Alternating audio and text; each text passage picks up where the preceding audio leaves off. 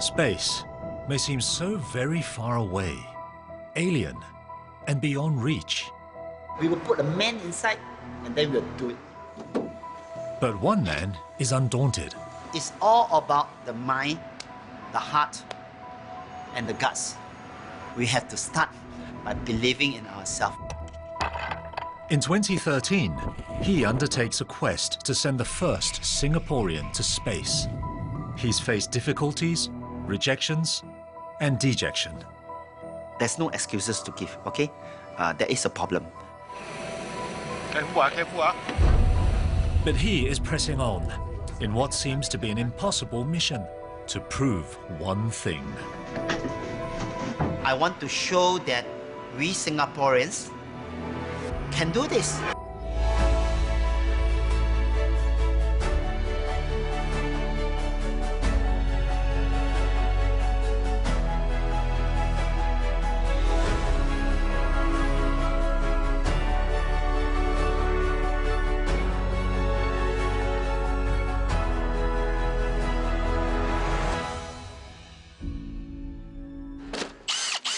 Composite crushable.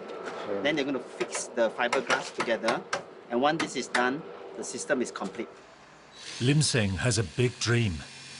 The former scientist and civil servant plans to push Singapore to a new frontier, literally. And one.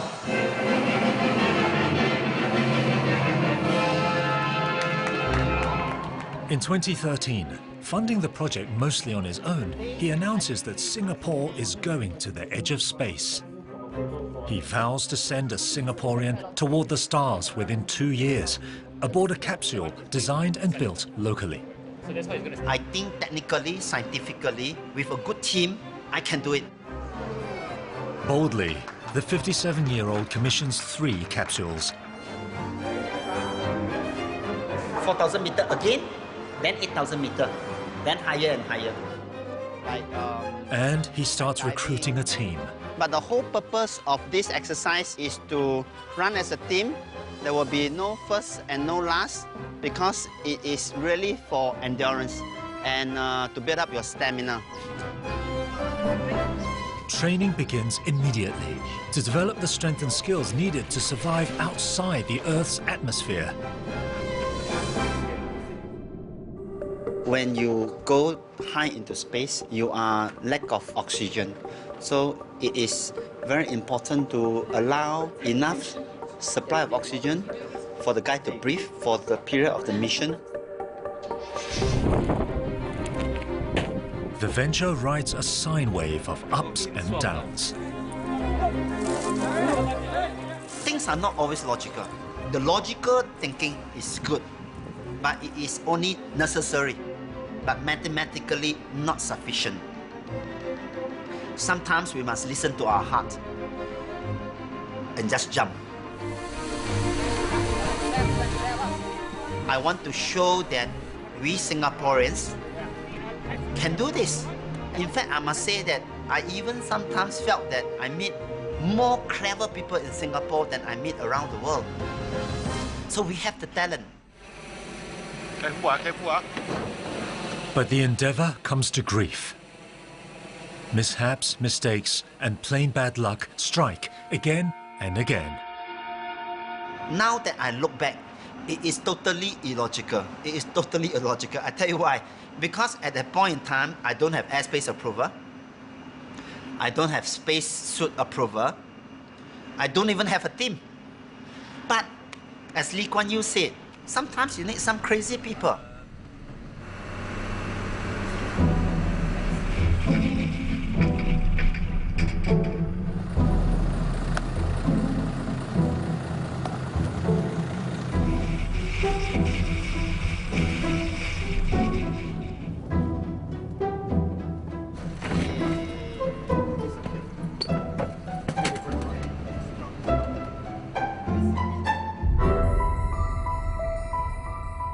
In 2015, the Alice Springs headquarters is a scene of dejection as Lim Seng and cohort stand down.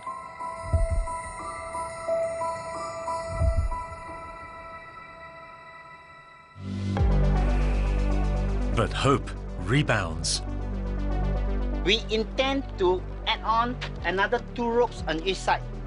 And all the ropes have been replaced with brand new ropes. And following that, it is going down to this series of load line. Lim Seng resumes his mission. He's set a new launch date, the 15th of May, 2018. Nearly 3 years later, the Alice Springs facility is buzzing with renewed fervor. Job 1. Assemble the capsule. The capsule weighs a mere 400 kilograms, with only enough room for a single occupant. This pressurized aluminium vessel has a sturdy steel frame, covered by a sleek fiberglass hull. As launch day approaches, well-wishers and watchers assemble, including Professor Liu Pao Chen, Singapore's former chief defense scientist. Now he's advising the space program. Others in the space industry in Singapore should take a look, say, hey, if an individual can do it, surely Singapore, with all the resources, can do much better. Surely one go to space, but how? That is the interesting part. So Lim Seng hit on the idea of how to do it in a very low-cost way to show that it can be done. Well, I may not have the deep pocket of Virgin Galactic or SpaceX, but for a stratospheric balloon, maybe I can do it. Maybe I can do it. Lim Seng plans to launch the capsule using a balloon. The enormous helium-filled inflatable will carry the capsule 20 kilometers into the air, higher than airplanes fly. That altitude surpasses the Armstrong line, beyond which lies what scientists call near space. Once in near space, the balloon will release the capsule. Singapore's astronaut will parachute to Earth. Most important part is to bring our spaceman safely back to Earth after he reached the Armstrong line. There are still risks, there are always risks. How they manage the risk, how to reduce the risk, is something that I'm very proud of. It's a proven method. As early as the 1930s, space scientists abroad were conducting similar flights. And Lim Seng is no ordinary dreamer. In the Defense Ministry, he built a reputation as an innovator. In the 80s and 90s, he developed unmanned aerial vehicles and successfully developed the first UAV simulator in the world. When I proposed to build the first UAV simulator for the world, in the world, and the first question that was asked was, did anybody do this before? I said no, but that doesn't stop me from doing. In 2010, his vision of ultra-fast commercial air travel led him to initiate a demonstration project for a hypersonic spaceplane in Singapore. In the future, when we can travel from Singapore to London in 3 hours, and if we invest in this technology, then we will be ahead of all the rest. The downside to dreams is financing them. As he seeks funds, Lim Seng experiences many rejections. I have comments like, this has no scientific value. I have comments that you are wasting everybody's time. I have comments that you must have some deep agenda in doing this. I have comments that this has no tourism value. It's so sad. And these are coming from very high-level people. But I'm very thick-skinned, so we persevere. He may have his skeptics, but he's also found fans. Okay. To go through the ant cable, so we need tech screws. I trust the idea, and I believe in it more now that I'm part of it, because I'm seeing the making of it, the becoming of it, and seeing the people we are working with, it just makes me more confident. Commercial pilot Patsy Ong signed upon day one, hoping to make that first flight. She didn't make the cut, but she's on for the long haul as Lim Seng's right-hand woman. I make Captain Patsy as my number 2, and I call her my chief of staff because If I'm not around, the mission will still continue. Okay? Yes. Your responsibility. Yep. Okay? Don't worry, I will. Sleep with it, okay? No, I But now have to do the measurement of the crane. That one first, yeah. Okay, Yes. just do that. Yes. Okay, I got this. I want it really badly. I want it to succeed. That is the pure source of motivation from start to now. It hasn't changed. In fact, it's grown stronger, seeing what can be done and what will be done and what will be achieved. Patsy helps to manage the team, which has grown from a handful to more than 20 now. The biggest boost is finding like-minded people, same attitude, same belief, good people. And it's amazing there are good people around. And there's lots of them. New bloods, the interns, and it's good they appreciate the chance and use it.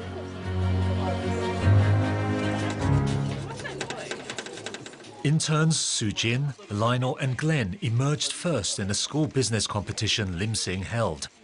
He's flown them in for the launch. Hi guys, I'm Sujin. I'm from NUS and I'm a business and pure mathematics double degree. So good afternoon everyone, I'm Glenn and I'm a road enthusiast from SUTD. Our business development plan has two parts. The first part is Strato Extreme and the space bungee jumping. Why do I organize the competition is to involve the youth, to create awareness, to let them understand that there's such a thing as near space. And there's such a thing that when you first cross into space at 20 kilometers, you are actually experiencing space environment. Can I express myself? It's the perseverance and the underdog story that Lionel was talking about in his pitch, where you just don't give up, and it's very relevant to technology, where you spend most of the time trying to figure out why things go wrong, and when you finally succeed, when you achieve your dream, that's when you see that the process is really impactful and meaningful. Yeah, and don't listen when people say you can't do something. Well done.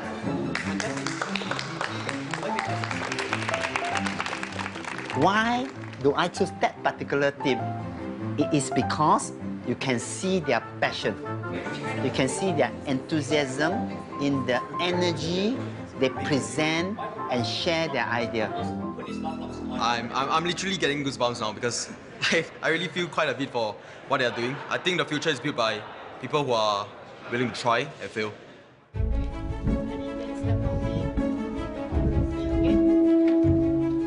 Back in Alice Springs, excitement builds around the impending launch. Other Singaporeans are stepping up.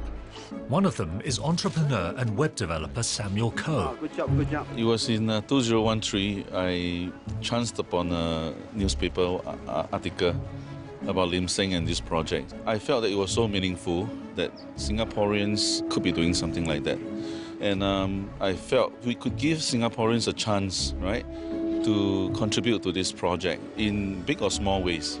So February this year, I sent him a message and he said that, hey, the airspace has been accorded and it's a go-ahead, right? So we got together again and I said, hey, why don't we just do what we can?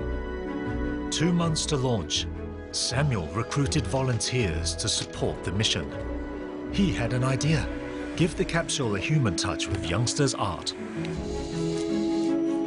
Child at Street 11, this childcare for the underprivileged. And they were already doing this project about sending a message to space. And then they were thinking about projecting, you know, something into the night sky on top of a HDB actually. That was before they met us. So they were so excited that, hey, we are literally going into space and we could bring these drawings for the kids into space. The preschoolers' messages are heading into near space, and Lim Seng's confidence is surging. He's certain Singapore can be a global space contender. From 20 kilometers to 100 kilometers, what we call near space is actually a virgin land, whereby we can, as Singaporeans, if we dare to, occupy that zone, which I believe is very important for the new economy.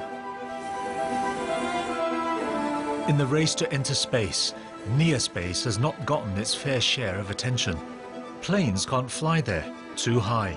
Satellites can't orbit there, too low. Lim Seng hopes Singapore can establish itself as a leader in the near space zone. Singapore has been a sea hub, maritime port, has been an air hub. We can dare to look in the future and position ourselves to be the next space hub. So it's a combination of dream and doing that create what we have today. To realize dreams, visionaries have to roll up their sleeves and perhaps bust their knuckles. The challenges are many and often rear up from out of nowhere. Lim Seng is stepping into the unknown.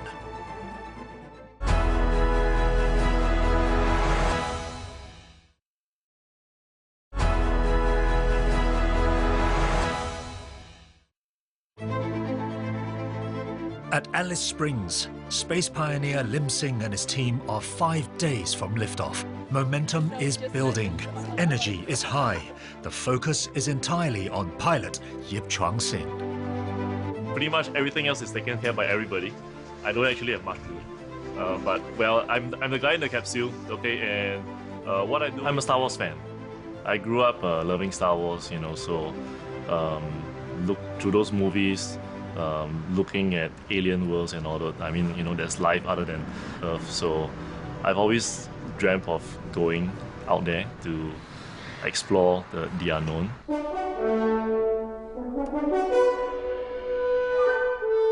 Once the suit inflates and there's a lot of excess space here, the hose will just drop. The fighter pilot goes by his military call sign, Smash. The plan is for Smash to ride in his capsule beneath a balloon and pass the Armstrong line into near space, then parachute to Earth. He and his vehicle together weigh 550 kilograms. To cushion Smash's landing, the capsule has an arrangement of cardboard padding and 30mm aluminium rings. Yeah, you can see from here. You see all these rings here. The trick is that the design is simple, okay, but it is very effective. It don't have to be special material, but it must be material that's stiff and not too stiff, because it is meant to be crushed so that it absorbs the energy. If you put spring, it will absorb the energy, but it will bounce it back to you. That's why in the early days, astronauts are killed not upon impact, but upon second impact.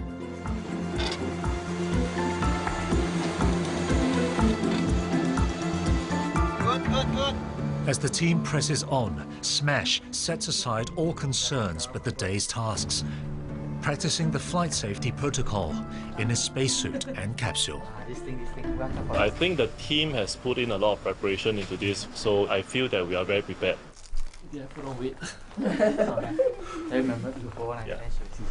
Obviously, I think as the launch date gets closer, there'll probably be some butterflies in my stomach, but for now, I think we are feeling pretty confident as of now. The actual mission will take 2 hours, 60 minutes to ascend to 20 kilometers, and another 60 to float to Earth. At altitude, the air is thin and cold, short on oxygen and pressure. Without protection up there, mammals lose consciousness, their lungs collapse, and they die.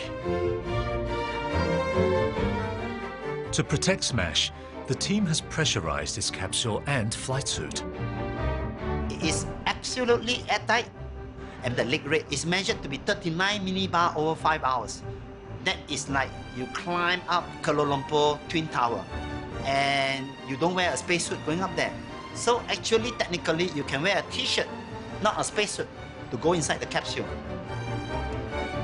But we still have a spacesuit because we are going to space. As a fail-safe, the pressurized spacesuit will protect the pilot if the capsule leaks air, supplying him with oxygen and insulating him against the cold. So it's like what commercial aircraft says, you know, in the very unlikely situation of depressurization, blah, blah, blah, blah, okay? So that is the first safety factor against vacuum, very important, hyper important. Once light breaks, testing begins. Smash will be cocooned for 2 hours, accustoming himself to his suit and capsule while running a communications simulation. Oh, we're just going to be testing out the systems, trying to get used to sitting in a capsule for over 2 hours. Take your time, take your time. Just doing a comms check, kind of go through the procedures and just getting familiarized with the system overall. And we'll still probably be doing some tweaks along the way prior to the launch days. Can you adjust the volume of the... Will you be able to come inside here? Okay. Essentially, is to let him practice, to make the whole team, I call it the astronaut team, and the suiting up, to really know the SOP and everything.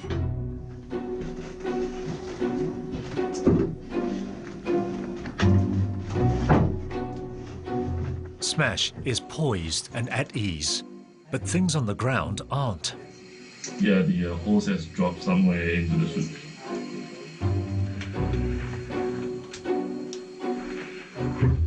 Okay, tell you what, I'm going to try to move the screens. Can you see if somebody can come in here and readjust that hose? With the hatch on, all I can do is describe to them and they can't see it for themselves. So I thought it would be clearer if I would just tell them to remove the hatch and see, once the suit is fully inflated, what my challenges are in there and the restriction of movement. Can you see if you can reach into my helmet to try to find the hose? This is our initial run, so we're constantly trying to figure out the issues with the panel positions, the suit pressure, the comms getting disconnected, so we're trying to resolve that. How do you read me now? Say again, say again. Okay, it's not good. She can hear the PPP, but she cannot hear me at all. Come. Hello, how do you hear me now? This ground control, your voice comm is out. Can't read you at all, so I think the connection has come loose. Okay. The run has a few hiccups. Okay. Smash knows his attitude will spread to the team in the 4 days before launch. He maintains his composure. Okay, never mind, we let him rest for a while inside. We have 2 hours now, so we'll come back. He's willing to do this for Singapore. You talk to him, he knows it's risky. We all know it's risky. But who dare to cross that line into the unknown? These are the people. I believe that we have not feared in choosing the right person.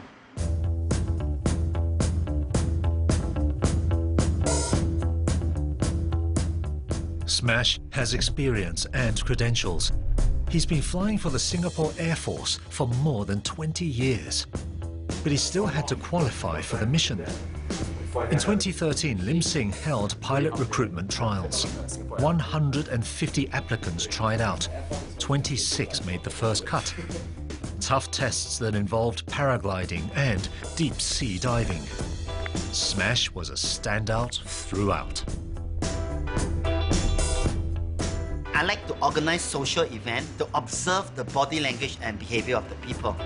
And Smash, our Yip Man, turned out to be quite special. He was really, if not the only 1 or 2 person who always come to the event and help us with the preparation without asking. He stand out as a diver, okay?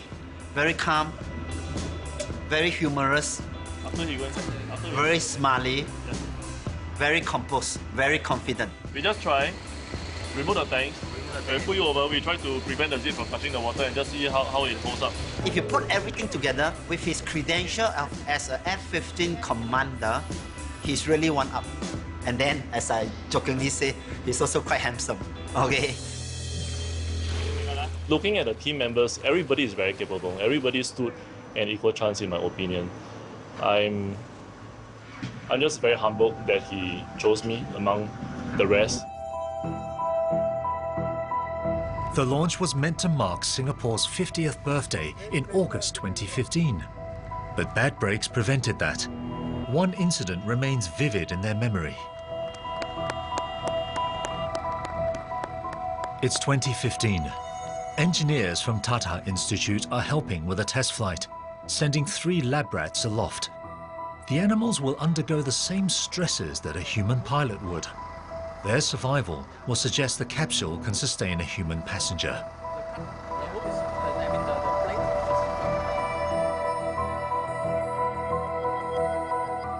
But the rats don't make it. When the mice were dead, I'm like, are you sure about that? Because that was worrying. The capsule is leaking air. Immediately, Lim Seng and team return to the drawing board to assure the system's integrity.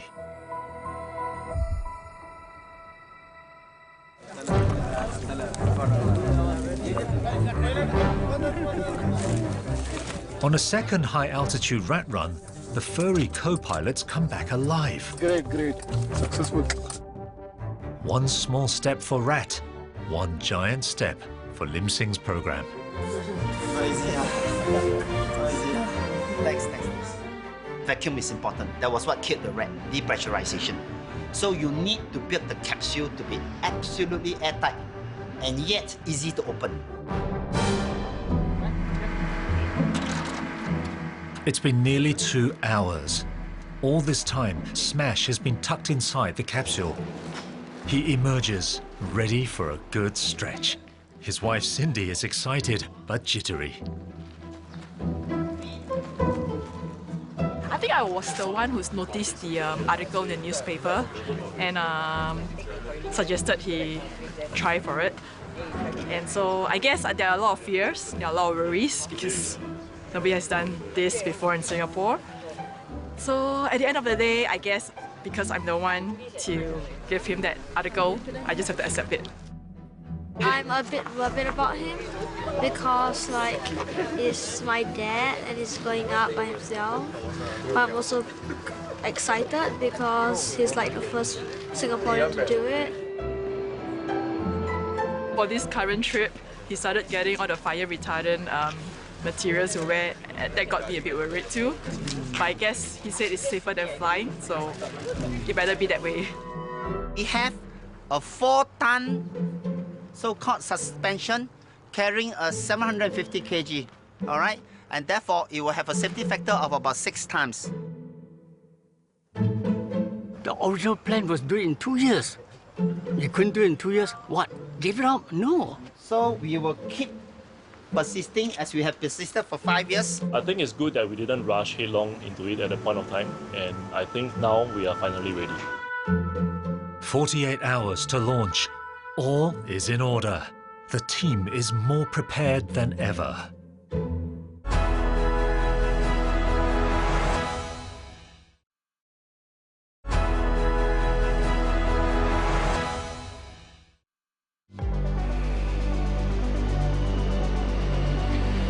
In 2017, Singapore's mission to space gets into high gear. They've got everything but a launch site. Engineer-turned-entrepreneur Lim Seng leads the mission. He calls in expert balloonist John Wallington to help. It's going to the edge of space. That is a really complex environment. It's a very difficult thing to do. It's the sort of thing that's normally undertaken by governments, not individuals. But to try and strive to achieve such a thing is a really worthwhile goal. The men find the ideal place, Alice Springs, Australia. This remote town deep in the Northern Territory has what Lim Seng needs to go into space, a whole lot of open space. We've gone to many places in the world to look for a place to launch. Alice Springs, it allows us to do a space flight because it needs a radius of at least 300 to 500 kilometers, okay? So you need that vast land. Lim Seng is relying on John's expertise as a hot air balloonist to pinpoint a launch site. Balloons can't take off in any strong windy conditions, so we need calm conditions, and we also need a large open area. So this is clear and open. It's also slightly lower than the surrounding countryside. It doesn't look it, but it is actually just a little bit lower, which is why it's a bit calmer. John, who has been operating here for the past 40 years, he knows the area, he knows the wind condition, and these are things that you cannot pick it up from textbook. Just at the end of the crane, we will straight away have the parachute. And the parachute, you see... This is not their first test flight. They've already staged 6 launches to test components. But putting a person into space is different, and so is the balloon involved. The balloon will be around about 100 times bigger than most normal hot air balloons in volume. It is about 5 times higher than a normal large passenger hot air balloon. The balloon is 60 meters tall, but that's not all the team has to lay out. There's the rest of the flight train, the capsule, rigging and parachute. The project will need 120 meters of unimpeded space. The optimal launch time is 6 a.m., well before dawn at this time of year. Because once the sun comes out, it will start to heat the ground and therefore will create that hot air and the cycle of wind. The wind will cause the huge balloon to spin, and when it spins, it is very difficult to control because we are talking about very big balloon. Achieving liftoff is the first challenge. The second is disconnecting the capsule from the balloon so that the vehicle can parachute to Earth. The scissors is a data link command. So this load line, it is very important to have real-time communication and therefore data link. Data link is another word for digital communication because the computer on the spacecraft or the aircraft is talking to the computer on the ground because they can talk faster than us. And they are comparing data to make sure that the downlink health status is okay and the uplink command is good. In space travel, redundancy rules. The system incorporates 5 ways to sever the connection. We have 5 different pyrotechnic cutters by 5 different commands. And only one of them have to work to bring the guy back. Before the capsule can start its parachute trip, the transmitter has to find the balloon. While we say that it will fly to 20 kilometers, it will drift by 80 to 120 kilometers. Therefore, the slant range is about 150 to 200 kilometers. That is a very long distance. And therefore, to test that, you actually have to bring the transmitter receiver to high ground. Red to black, do you copy? The team has had a difficult journey. Bureaucratic hurdles, technical trouble, and money woes. I think we are almost broke. That's why I said you must interview my wife. I don't see how she could, and she has never questioned me. Not even once she has questioned me. Crucial that I don't need to explain. And Lim Seng has put millions in personal savings into his dream project. you have that knowledge. There are times whereby we were like, hey, why are we doing this? Maybe we should take a break and just forget it. But these kind of thoughts are very natural. We are all humans. Yeah, it's very natural. To say that we had never had such thoughts is not real. But we're so close to it already. And we just will continue to make it happen. Yeah, because this is his biggest passion. From filling up the balloon till launch will be myself, report in raw data. Designed to be 26 meters. Getting funding was painful, very painful. It come to a point whereby my family tells me, just use our own money and do it if we believe in it. Things begin to fall into place when Australian authorities greenlight the launch. Now, launch time is near. When you pressurize the spacesuit, there's no man inside. So please do it. I think 1 PSI should be enough, okay? Alice Springs is buzzing with project personnel and supporters, including interns, who have been assigned small but critical tasks. Vin, when can that be done? So we'll know how much time it takes to reach ground and then extrapolate with the horizontal velocity at that point. Good, and we have to report to ATC in real time, okay? To be able to see a group of young students, they're young students to speak confidently and to be in charge of the whole mission, that is the success. Tomorrow, by noon, we want to be ready to so-called move out in that sense. Oh, I would say we are very prepared. As you can see, the whole flight line is being laid out. Now, we are left with waiting for God's permission to fly to His garden. The weather is crucial. Not only conditions on the ground, but all along the path of ascent. The tropopause is when you move from the troposphere, which is the lower winds, into the stratosphere, the upper winds. Once we get into the stratosphere, the winds calm down significantly, but it's that middle layer which we call the jet stream. Jet streams are narrow zones of rapid high-altitude winds that lay just beneath the stratosphere, where the balloon is bound for. And they could wreak havoc on the balloon as it ascends. I'm looking not at particular layers of wind, I'm looking at the whole picture. The balloon is very tall, and so as it goes from gentle winds into strong winds, it's going to get distorted very rapidly, pushed over to one side, and that has the ability to rupture the balloon, damage the balloon, and that's the risk we can't take. This issue has cropped up before. In 2015, heavy gusts on the ground delayed a launch for 3 days. The launch occurred, but the episode reminded all hands that in the end, the wind always wins. There's still many unknown things, but most of the hazardous possible events has been considered, and work has been done to ensure that the hazard has been overcome. We have the right people, we have the right hardware, we have the right software, we have the right reason, and we have the right intent to do this. We are now just waiting for the weather to be right to do it. The deadline clock is running down. The wind is blustering. Will the gusts die down, or will Lim Seng's mission suffer another blowout?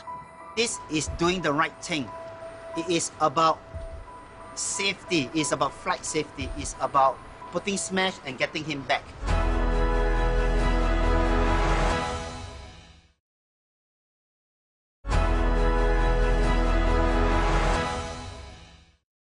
What's your favorite part of your rocket? The heart. It's very beautiful. It's very nice. Yeah. Come. Maverick innovator Lim Seng is a man apart from the mainstream. He has big dreams, big ideas, and a big desire to make those dreams and ideas work. Imagine I'm Henry Ford. I have an innovative idea called a gasoline automobile. And it will have 3 times the speed of a horse cart, the public transport system at that point in time. There will be surely people that says that, are you 100% sure that you will not crash? The answer is no. This guy is putting possible risk to the public because it may crash and burst into flame. So, in our context, there will be no funding. And today we will have no car. Someone wear the space helmet and go to space. When the astronaut is in space, they can actually talk to people down on Earth. While our nation keeps saying that we have to be innovative, I think we should do some soul searching to give more examples, real examples, not speeches. So a spacesuit, okay, let's say that's the big helmet that you all talk about, right? Okay. At the Child at Street 11 Centre, art is at the heart of childhood. A chance encounter brings Lim Seng and the children together. This is just the silhouette first, okay? What started off as a classical music immersion project where children were listening to Gustav Mahler. He is a very famous composer, conductor. And from there, they started to understand that that piece of Gustav Mahler is about love. And that's how they moved from love is I love my father, my mother, my pet, to love is bigger. Love is out there. Love is bigger than Singapore. Love is in space. So they started doing the space exploration in their own imaginative world. The children then decided that these messages must go into space. So one person we knew said, you should go and meet Mr. Lim Seng. He is really launching a spacecraft with a Singaporean inside into space. We asked him and the short answer was, yes, we will do it. There's a cord here, okay, that joins to behind the life support system, which actually supply air. So when you go to space, when the Street 11 school principal asked me, what is my message to our children, the kids, is that the cliche, not afraid of failure. So the kids must know from young that failure is a part and parcel of bringing an innovative idea into fruition.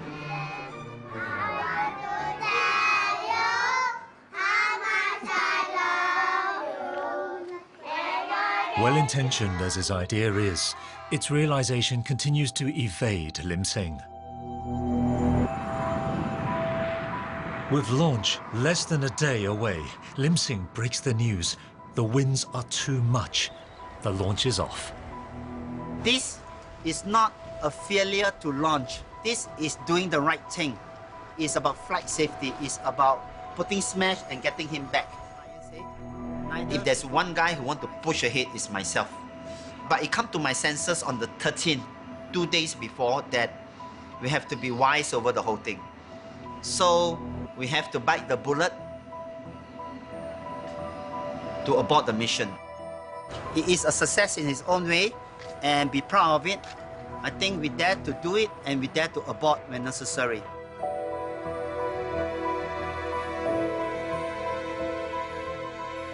April and May is usually ideal because it gives you the perfect conditions on the ground and the perfect conditions up high. But the jet stream is earlier this year than we had anticipated, and that's caused the problem. The winds now are blowing at 80 knots, 148 kilometers per hour, more than powerful enough to cause chaos to the balloon. The safe launch speed is really 30 knots to go up through it. So it is way, way out of the safe zone.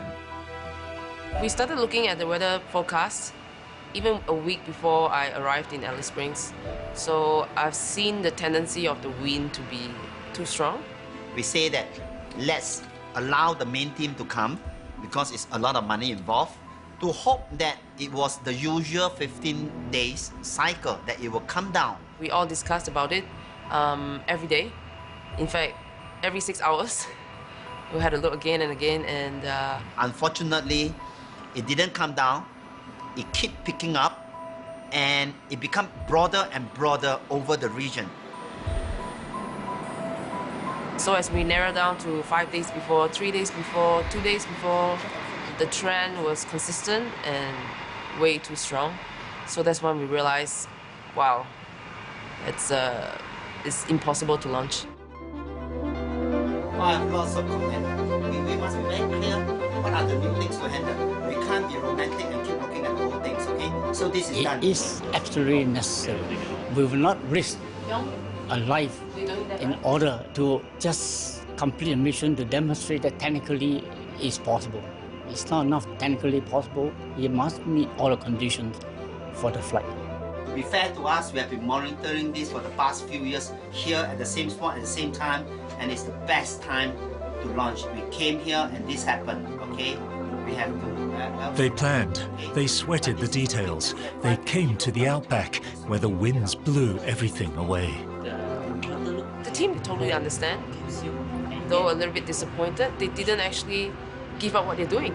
Technically, I think we should be proud of ourselves. And I want to applaud the whole team. During the day, I have no time for emotion. It is only every day, 3 a.m. in the darkness of dawn, I talk to myself and realize how disappointing the whole thing was. Yeah. On the day itself, or just prior to it, it didn't really sink in yet. But on the launch day and after that, I think for some of the team members, they felt really disappointed. We have put in a lot of effort and time. I mean, I was a little bit disappointed. It's been my lifelong dream to go out to space. But again, I definitely do not want us to try to continue to press despite knowing that the conditions were not ideal. I think Smash and myself are the two that, says that let's wait and see, because we want to do it. Because the anxiety to execute the mission is incredible. He really wants to be in space, and this is the closest opportunity he can get to go into space.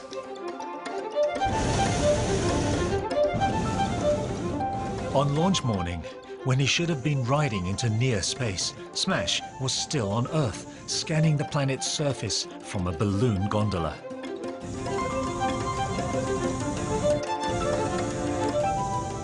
Since the project started, we have had a lot of critics, a lot of cynical people if they don't see any financial gain from this project, they will ask, why are you doing this? Why are you spending money on a project like this? Why are you putting your life at risk?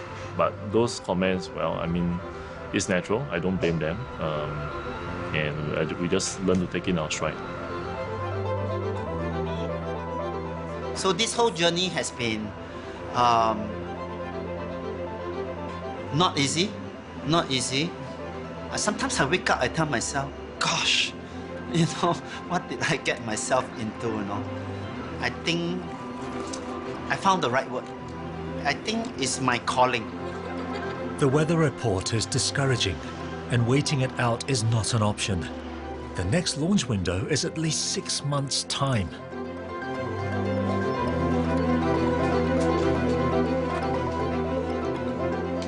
There'll be a few days here and a few days there when the winds will not be so strong, but those gaps will be quite short and not predictable long enough in advance to bring the entire team here to actually to set everything up and be ready to go.